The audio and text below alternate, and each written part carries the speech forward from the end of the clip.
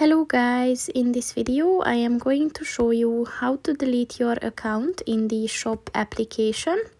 But first I just want to mention, don't forget to subscribe to my channel, because at 10,000 subscribers I am going to show you my whole YouTube revenue statistics and growth strategy, as well as how to make money online. Let's jump into it. First of all, open the application on your phone.